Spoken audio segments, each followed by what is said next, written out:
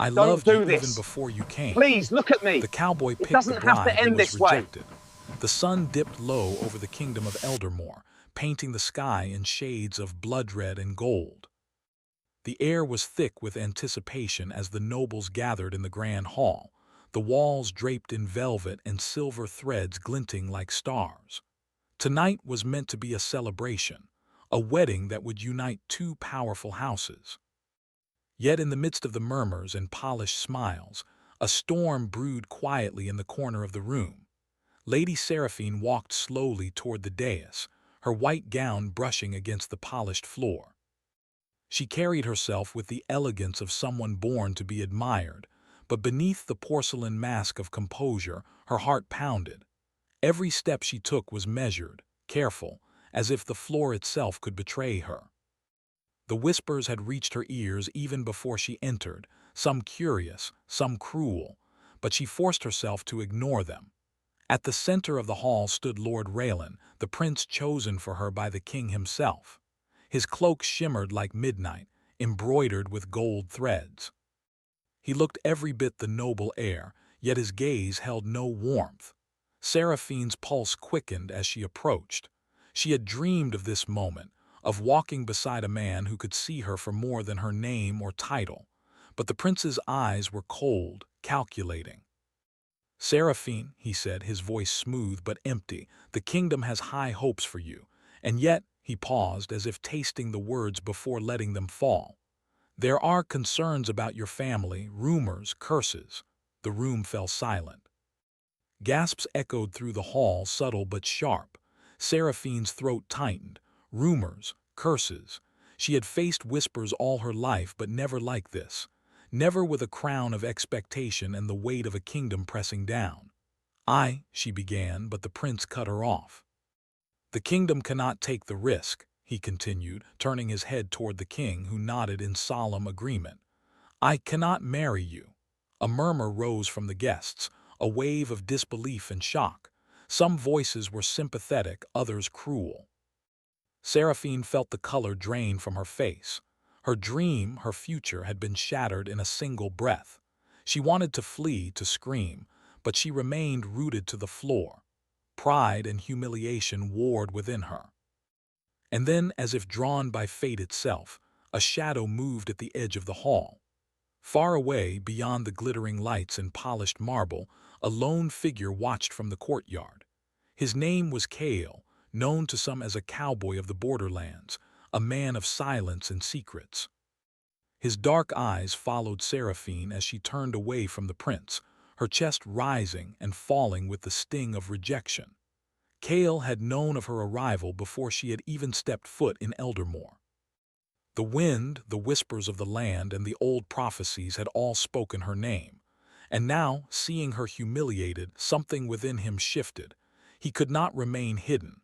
Not now, not ever. Seraphine was escorted from the hall by her attendants, each step a painful reminder of the life she had lost.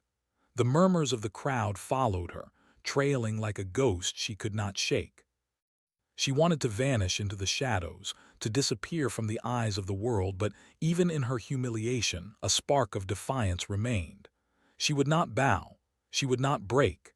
Cale crossed the open courtyard with silent, powerful strides. The wind whipped his cloak around him, carrying the scent of dust and fire. He had always been a man of the wild, untamed lands beyond the kingdom's borders, yet something about Seraphine called him closer, drew him in with an invisible thread he could not resist. By the time Seraphine reached the stables, she found Cale waiting. His presence was calm, commanding, a stark contrast to the chaos of the court. She stopped, startled, unsure if he was a friend or another threat. "You," she said, her voice shaking but firm. "Who are you?" "I am someone who has watched," Cale replied softly, his gaze steady. "Someone who has waited," her brows furrowed. "Waited for what?" "For you," he said simply, and there was no arrogance in his words, only certainty. "Even before you came here, even before your name was spoken in this kingdom, I knew you would come, and I knew you would need someone who sees you." Seraphine felt a strange shiver run down her spine. The air around him was different, charged with something she could not name. Trust was a fragile thing, and she had little left to give, yet she sensed no threat in his eyes, only a promise. "What do you mean? You don't even know me," she whispered. "I know enough," Cale said. "I know enough to see that you are more than the whispers, more than the rumors. You are not cursed, not in the way they say, and you are not alone." The words were both a balm and a warning. Seraphine's chest tightened with a mixture of relief and uncertainty. She wanted to believe him, wanted to flee the suffocating expectations of the court and its cruel judgments. Yet fear lingered, curling like smoke around her heart. "What do you want from me?" she asked, her voice low. "Only to keep you safe," Cale replied. "The court will not. The prince, the king, they do not understand, but I can protect you. Come with me." Seraphine hesitated. Every instinct told her to run, to hide in the familiarity of her family's estate, even if it meant enduring whispers and judgment. But something about Cale, something in the way he stood, unwavering, silent, yet alive, called to a part of her she had never known. The part that wanted freedom, that wanted to breathe beyond the walls of expectation. Slowly, cautiously, she nodded. "I will come, but why me?" Cale's lips curved in the faintest of smiles. "Because even before you came, I loved you, and I will not let them take you from yourself." The journey began that night. They left Eldermore quietly, slipping through shadowed paths and deserted roads. The moon hung low, silver and watchful, as if marking the beginning of something both beautiful and dangerous. Seraphine rode beside Cale, her heart a storm of fear and curiosity. She had been rejected, shamed, and abandoned, yet for the first time in her life she felt seen. The land beyond Eldermore was wild and untamed. The desert stretched like an endless sea of gold and crimson, dotted with jagged rocks and silent trees that seemed older than memory. The wind carried whispers of secrets, of danger, and of destiny. Cale moved through it as if he were part of the land itself, unafraid, unwavering. Seraphine tried to take in the sights, the unfamiliar world that unfolded around her. Every shadow seemed alive, every gust of wind a voice she could not understand. Yet Cale's presence grounded her. Where he went, the darkness seemed less frightening, the uncertainty less unbearable. As night deepened, they reached a small, secluded clearing. Cale dismounted and helped Seraphine down.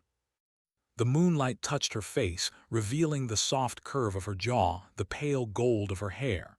She looked at him, and for a moment the weight of the court, of the whispers, of the rejection, all of it faded. "You must rest," Cale said gently. "Tomorrow we continue. There is more to this journey than safety. There is truth, and you must be ready to face it." Seraphine nodded, too tired to argue. She felt the strange pull of exhaustion and relief. For the first time in days, perhaps weeks, she allowed herself to let go, just a little. That night, as she slept under the watchful eyes of Cale and the moon above, shadows twisted unnaturally at the edges of the clearing. A whispering wind carried a voice she could not recognize, calling her name softly, teasing, warning. The ground beneath the trees seemed to shift, the branches stretching as if to reach for her. Cale sensed it too. He stood silently, eyes scanning the darkness, muscles taut like coiled steel. The world around them was not as simple as it seemed. The whispers were not just echoes, they were warnings. The curse that had haunted her name for years was alive, lingering, waiting.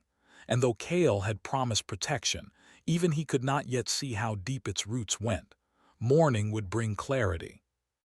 Morning would bring decisions, dangers, and discoveries. But for now, under the silver glow of the moon and the quiet watch of the wilderness, Seraphine and Cale remained together, two souls connected by fate, defiance, and a fragile spark of trust. And somewhere in the shadows, the whispers waited. Dawn broke over the desert lands beyond Eldermore, painting the horizon in soft shades of pink and gold. The wind whispered through jagged rocks, carrying with it the scent of wild sage and dust. Seraphine awoke to the quiet rustle of leaves and the soft sound of Cale moving outside their small camp. Her body ached from the night's journey, but her mind felt strangely alert. For the first time, she was truly free from the eyes of the court, and yet a new weight pressed upon her chest. Cale emerged from the shadows, his dark hair tousled by the wind, eyes scanning the horizon with the vigilance of someone who had spent years surviving in these lands. He held a small bundle of water and bread, offering it to Seraphine without a word. She accepted it, her fingers brushing his, and felt a spark of warmth, a quiet reassurance in the midst of uncertainty. "You should eat," Cale said finally, his voice low and steady. "The road ahead will not be easy." Seraphine nodded, taking small bites as she studied him. She wanted to ask about the curse, about the whispers and shadows she had felt last night, but the words seemed heavy on her tongue. Instead, she swallowed her fear and looked out over the vast expanse of land, the wind tugging at her hair like a restless spirit. Cale's eyes followed hers. "It is not just the court that is dangerous," he said. "The curse they speak of, it is real, though not in the way they say. It is older than Eldermore, older than any king or queen. It watches, it waits, and it will test you." Seraphine shivered. "Test me how?" "By fear, by doubt. By making you question your own heart," Cale replied. "But it cannot break you if you do not let it, and I will be here guiding you." She wanted to believe him desperately. But part of her feared that this cowboy, this stranger who claimed to know her fate, was only another illusion. Yet there was something in his gaze, something unwavering and steady, that made her doubt her doubt. They rode together for hours, the sun climbing higher and casting long shadows over the rocky terrain. Cale led them through hidden paths and narrow canyons, places few had dared to travel. Seraphine struggled to keep up, her legs stiff and sore, yet she felt a strange thrill in the journey. Every step away from Eldermore was a step toward herself, toward a freedom she had never known. As they rested beside a small stream, Cale spoke of the curse in more detail. "It is tied to your bloodline," he explained. "Long ago, a mistake was made, a vow broken. The curse was born from that moment. It does not seek to harm you, not exactly, but it feeds on fear, on isolation. It wants you to believe you are alone." Seraphine listened, her heart tightening. She had always feared she carried something dark within her, something that made her unworthy of love or trust. But Cale's words, spoken without judgment, planted a seed of hope. Perhaps she could face it, perhaps she could survive it. "Why me?" she asked quietly, unable to hold the question any longer. "Why do you care?" Cale's gaze softened, a rare vulnerability touching his features. "Because I have seen you," he said. "Not the rumors, not the whispers, the real you. And I knew, even before you came to Eldermore, that someone had to stand by you. Someone had to believe in you." Seraphine's breath caught. The words felt like sunlight breaking through storm clouds. For the first time in her life, she felt seen, not as a title, not as a rumor, but as herself. The wind shifted suddenly, and Cale's expression hardened. "We are not alone," he said, his eyes narrowing. "The curse has many forms, and one of them is watching us now." Seraphine's heart raced as she followed his gaze to the tree line. Shadows moved unnaturally among the trees, bending and twisting as if alive. The hairs on her arms stood on end. "What is it?" she whispered. Cale did not answer immediately. Instead, he stood, scanning the horizon with a hunter's precision. "It is testing you," he said finally. "The closer we get to the truth, the stronger it becomes, but you must not falter. Do you understand?" Seraphine nodded, swallowing her fear. "I understand." They pressed on, traveling deeper into the wilderness. The land grew wilder, more untamed, as if it had been untouched by humans for centuries. Strange plants with sharp thorns lined the paths, and birds with black feathers watched them silently from the branches above. Seraphine could feel the weight of the curse pressing against her, subtle but unrelenting. It was in the rustle of leaves, the shifting shadows, the whispers of the wind. At dusk, they reached a small cabin tucked into the side of a rocky hill. Smoke curled from the chimney and a faint warmth radiated from within. Kale led Seraphine inside, offering her a seat by the fire. The cabin was simple, rustic, but it held a sense of safety she had not felt since leaving Eldermore. "You will rest here," Kale said. "Tomorrow we continue. There are answers to find and dangers to face, but for now you must regain your strength." Seraphine settled by the fire, watching Kale move around the cabin with ease. He chopped wood, prepared food, and tended to their small supplies with a quiet efficiency. She found herself studying him, wondering about the life he had led in these harsh lands and about the secrets he carried. "Kale," she said softly, "how did you know where I was? How did you know I would need you?" He paused, leaning against the doorway, his eyes distant. "The land speaks to those who listen," he said. "The wind carries messages, the stones remember. I have spent my life listening, and when your name came to me, I knew I had to be there. Even before you arrived in Eldermore, I knew you would need someone." Seraphine felt a warmth in her chest, a fragile comfort. It was strange, almost impossible to feel such trust in a man she had just met. Yet there was something undeniable in his presence, something that made the fear of the curse seem less terrifying. Night fell, and the cabin grew quiet. The fire crackled softly, casting flickering shadows across the walls. Seraphine lay awake, listening to the sounds of the wilderness outside. The wind carried distant whispers, faint but insistent. She shivered, and Kale, sensing her unease, placed a hand over hers. "You are not alone," he whispered. "Remember that. The curse may follow, but it cannot claim you while you hold on to yourself, and you will never be alone while I am here." She nodded, feeling tears prick her eyes. For the first time she allowed herself to hope, not for the court, not for the prince, but for herself. The night passed slowly, and with the first light of dawn, Kale prepared them for the journey ahead. "We must move quickly," he said. "The curse senses our steps. It will try to mislead us, to separate us. Stay close and trust me." They left the cabin and ventured into the forest, where shadows grew longer and the air felt heavier.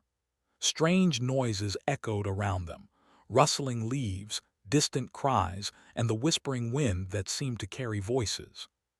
Seraphine held tightly to Kale's hand, feeling the strength of his grip grounding her. Hours passed and the forest grew denser, the path less clear. Seraphine began to notice subtle signs of the curse's presence: plants with blackened edges, shadows that moved independently, and an eerie chill that followed them. Each step forward was a test, and she felt the weight of her own fear pressing against her resolve. Kale stopped suddenly, holding up a hand. "Listen," he whispered. "Do you hear that?" Seraphine strained her ears. At first she heard only the wind, the rustle of leaves, and the distant call of a bird. Then beneath it all a faint whisper came, soft, almost imperceptible, repeating her name over and over. "The curse," Kale said, his voice low. "It knows you are afraid, but do not fear. It cannot harm you if you do not let it." Seraphine took a deep breath, forcing herself to steady her heartbeat. "I will not let it," she said, her voice trembling but firm. They continued, moving deeper into the forest, each step a battle against fear and uncertainty. The bond between them grew stronger with every moment of shared danger, every glance and touch carrying unspoken understanding. Seraphine felt a strange mix of fear and exhilaration, of vulnerability and trust. She was discovering a new strength within herself, a resilience she had never known. By late afternoon, they reached a small clearing where sunlight broke through the canopy, illuminating a stone pedestal covered in ancient symbols. Kale approached it cautiously, his eyes scanning the area. "This," he said, "is the first sign, the relic that holds part of your curse's secret. We must be careful, it will test us." Seraphine stepped closer, feeling the energy radiating from the pedestal.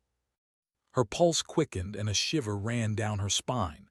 The whispers were louder now, almost a chorus, urging her to step back, to flee. Kale placed a hand on her shoulder. "Together," he said. "No matter what happens, we face it together." Seraphine nodded, drawing strength from his presence.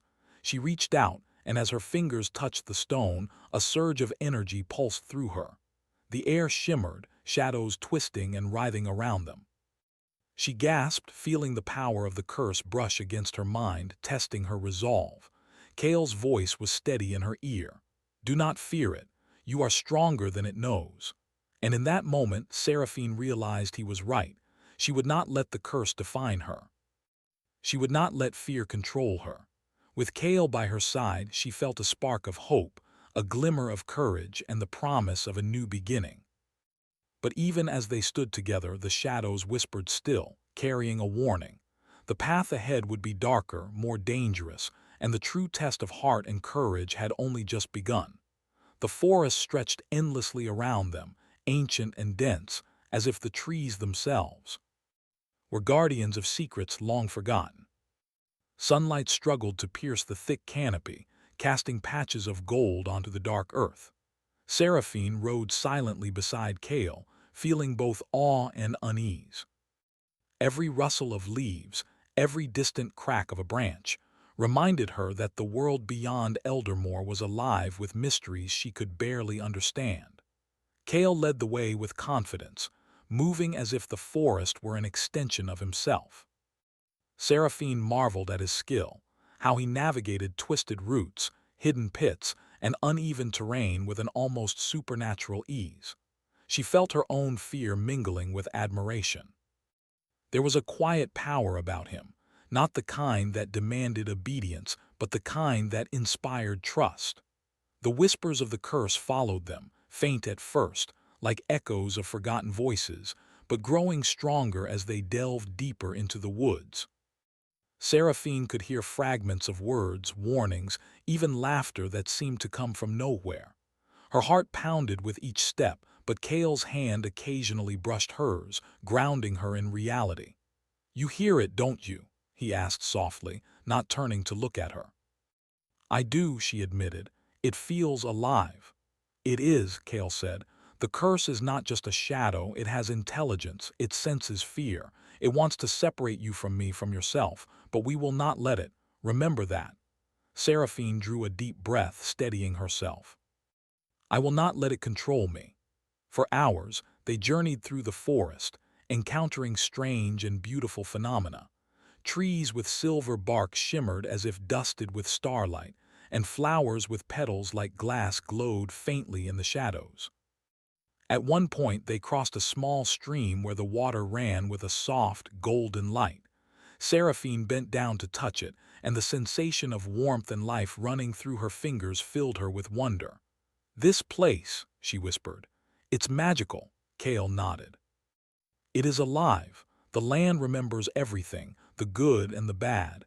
It tests those who enter and it protects those it trusts. That is why I brought you here."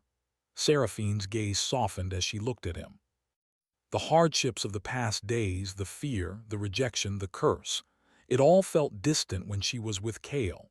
He had become her anchor, her guide, and in ways she did not fully understand, her heart.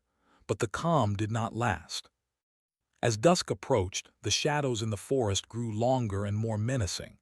The whispers returned, louder now, twisting around the trees, slipping into Seraphine's mind. She shivered, feeling a cold pressure against her chest. "Kale," she said, her voice tight. "It's getting stronger." He stopped immediately, placing himself in front of her. "Yes," he said, "it knows we are close to discovering the truth, and it will not give up without a fight." The ground beneath them trembled slightly, and the trees seemed to lean inward as though listening. Seraphine's breath quickened. The forest was no longer a silent observer, it was a participant in their trial. Suddenly, from the shadows, a figure appeared. It was neither fully human nor fully shadow, a shape that flickered like smoke in the fading light. Its eyes glowed faintly, and its voice was a soft, insistent hiss. "You should not be here," it whispered. "She is mine. She will belong to fear and regret." Kale's grip on Seraphine's hand tightened. "It will not," he said, his voice firm. "Not while I am here." The shadow lunged forward, and the air around them twisted with energy. Seraphine felt a wave of cold wash over her, threatening to push her to the ground. She wanted to scream, but Kale's steady presence gave her courage. He moved in a protective circle around her, deflecting the shadow with swift, precise gestures that seemed both natural and uncanny. "You are stronger than it thinks," Kale said, his voice almost a chant. "Do not fear." Seraphine closed her eyes and focused on the words, on Kale, on the warmth of his hand in hers. The shadow hissed and twisted, but gradually it began to dissipate, leaving behind only the whisper of wind and the faint scent of smoke. When she opened her eyes, Kale's face was calm, though his chest rose and fell with effort. "This was only a test," he said. "There will be more. It wants to see if you can trust me, if you can trust yourself. And you passed this one." Seraphine felt a mixture of relief and exhaustion. She had survived the first true test of the curse, but even as she exhaled, she knew the journey was far from over. They set up camp in a small clearing, the firelight casting long shadows across the forest floor. Seraphine sat quietly, staring into the flames, lost in thought. "Kale," she said after a while, "I am scared. I don't know if I can do this. The curse, it feels endless." Kale sat beside her, his eyes reflecting the firelight. "I know," he said. "It is not easy. And it will not be easy. But you are not alone. We face it together. You have strength you do not yet see in yourself, and I will help you find it." Seraphine leaned her head against his shoulder, feeling a strange sense of safety she had never known. The fear of the curse still lingered, but for the first time it was tempered by trust, by hope, by the presence of someone who believed in her unconditionally. As night deepened, Kale spoke of the journey ahead. "We are close to the source," he said. "The relic that holds part of the curse's power lies deeper in the forest. It will challenge us, test our courage, and reveal truths that are difficult to face. But we must reach it." Seraphine nodded, feeling both dread and anticipation. The thought of facing the source of the curse filled her with fear, but also a strange determination. She would not run. She would not hide. The next morning they continued their journey, moving cautiously through the dense forest. The trees seemed to close in around them, shadows twisting unnaturally at the edges of their vision. Every step felt like a trial, every rustle of leaves a warning. At one point they came to a river, its waters dark and swirling.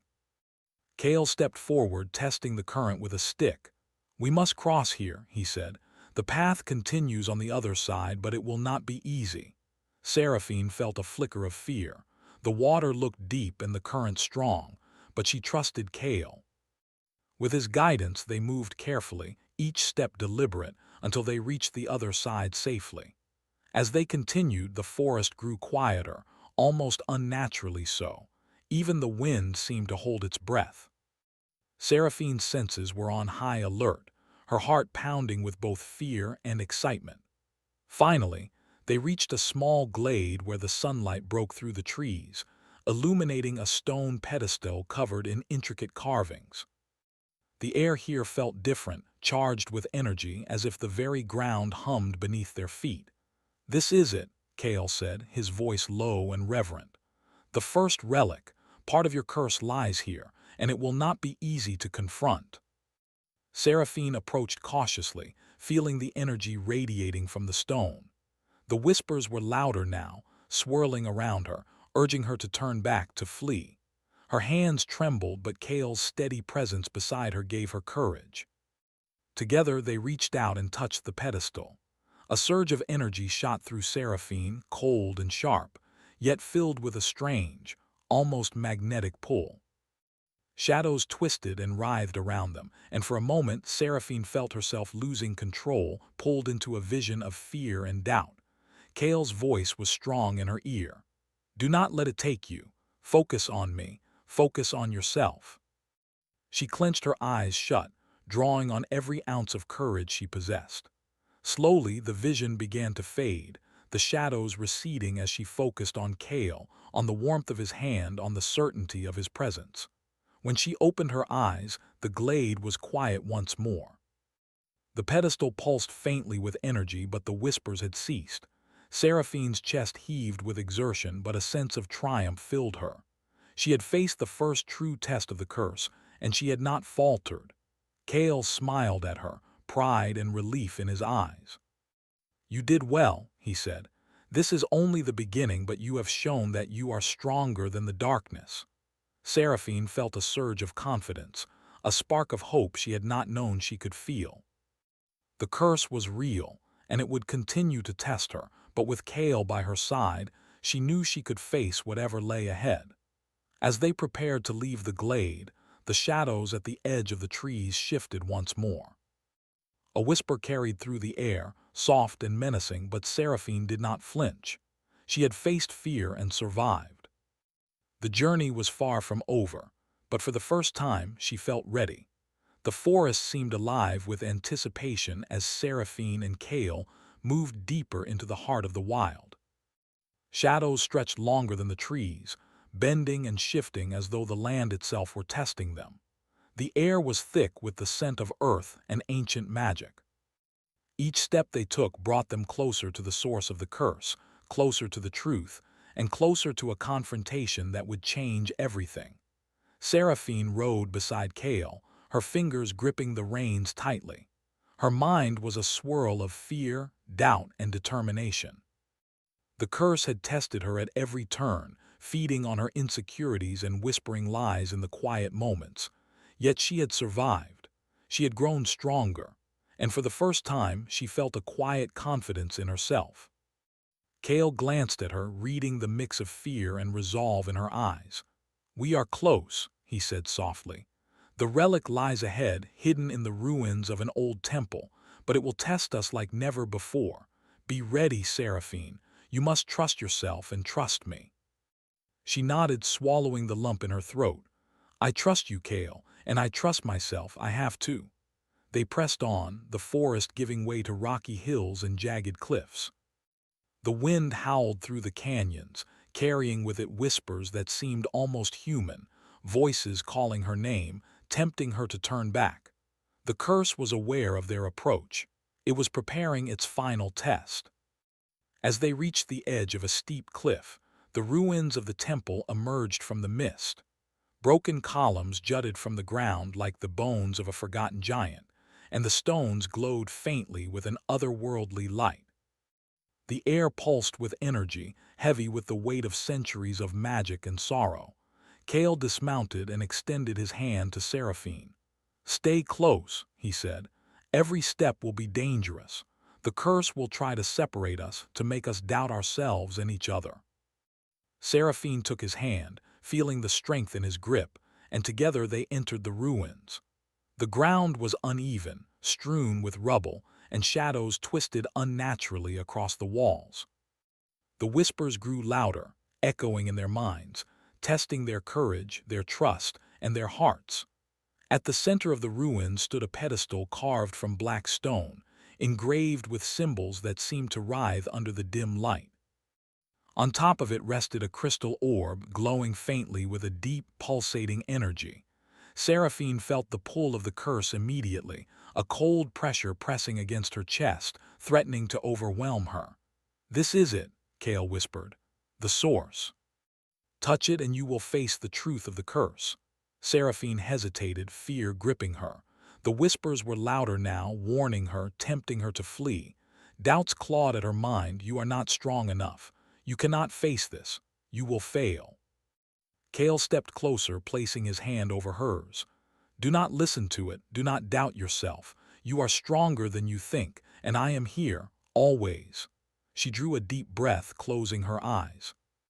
She focused on Kale's words, on his presence, and on the courage that had carried her this far. Slowly, she reached out and touched the orb. A surge of energy shot through her, cold and sharp, yet also filled with a strange warmth. Shadows erupted around them, twisting into forms of fear and regret. Seraphine saw visions of her past, the humiliation at Eldermore, the whispers that had followed her all her life, the loneliness that had threatened to consume her. The curse forced her to face her deepest insecurities, to confront every moment of fear and doubt. She gasped, staggering under the weight of the visions. Kale caught her, holding her steady. "Focus, Seraphine," he said. "You are not alone. Do not let it control you. You are stronger than this. Drawing on every ounce of courage, Seraphine spoke aloud, her voice firm despite the fear that shook her. I am not afraid. I am not alone. I am stronger than you. The shadows writhed and hissed, as if resisting her defiance, but slowly they began to dissipate. The whispers faded, replaced by a soft, calming hum that seemed to come from the very stones themselves. Seraphine felt the cold pressure lift from her chest, replaced by a warm, steady light that flowed through her veins. Cale smiled, pride and relief shining in his eyes. You did it, he said softly. You faced it and you survived. Tears of triumph and exhaustion filled Seraphine's eyes. For the first time she felt free, not just from the curse, but from the fear that had held her captive for so long. She had faced her darkest self, and she had emerged stronger. The orb on the pedestal glowed softly, then slowly dissolved into light, leaving the ruins bathed in a peaceful glow.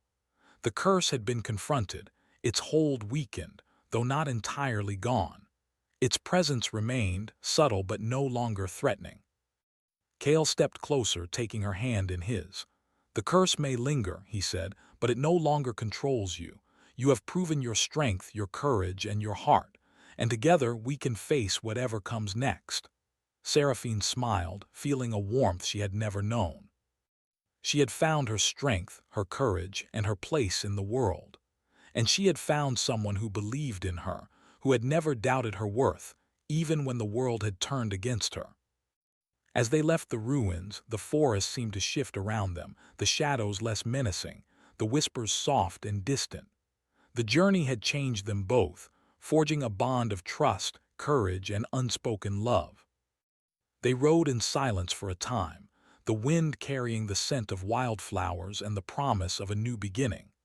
Seraphine glanced at Cale, her heart swelling with gratitude and something deeper, something she had never dared to name before. Cale, she said softly, I don't know what the future holds, but I know I want to face it with you. Cale turned to her, a rare softness in his dark eyes. And you will. We will face it together, always. The sun dipped low on the horizon, casting golden light across the land. The shadows of the forest stretched long, but they no longer felt threatening. They were part of the journey, part of the trials that had forged Seraphine's courage and strengthened her bond with Cale. As night fell, they set up camp beneath a sky full of stars. The fire crackled softly, and Seraphine leaned against Cale, feeling the steady rhythm of his heartbeat. For the first time in her life, she felt truly safe, truly seen, and truly loved. You have changed, Cale said softly, his voice carrying a hint of wonder. Not just the curse, you are stronger, braver, and more remarkable than I ever imagined. Seraphine smiled, feeling tears prick her eyes. I could not have done it without you. You believed in me when I could not believe in myself. Cale's hand brushed a strand of hair from her face. I always will. Even before you came, I knew. I loved you before you arrived in Eldermore, and I will love you always. Her heart swelled with emotion, a mixture of relief, gratitude, and a profound connection she had never known. She had faced fear, rejection, and the shadows of her past, and emerged victorious. And now she had someone by her side who saw her, who believed in her, and who would walk with her through whatever the future held. As they gazed at the stars, the forest quiet around them, Seraphine felt a sense of peace she had never known. The curse had tested her, but it had also revealed her strength. The journey had been difficult, frightening, and uncertain, yet it had also been beautiful, transformative, and full of possibility. Cale's voice broke the silence. Tomorrow, we return to Eldermore. Not as the rejected, not as the feared, but as two people who have faced the darkness and survived. Together. Seraphine nodded, her heart light, her spirit renewed. Together, she echoed. The fire crackled softly as the night deepened, and the stars shone brighter than ever. The curse had not been completely vanquished, but it had been faced, understood, and contained. And Seraphine had been reborn, not as a girl defined by rumors and fear, but as a woman who had claimed her strength, her courage, and her heart. Kale reached for her hand, their fingers entwining. "No matter what comes next, we face it together," he said, his voice steady and certain. "Yes," Seraphine whispered, a smile lighting her face. "Together." And under the endless sky, with the forest standing silent witness, they held each other close, two hearts bound by courage, trust, and the unbreakable power of love. The journey was not over. There would be challenges ahead, whispers of the past, and shadows that lingered at the edge of the world. But Seraphine and Kale had faced the darkness, and they had emerged stronger, united, and ready to shape their own destiny. For in the dance of shadows, they had found the light of each other's hearts.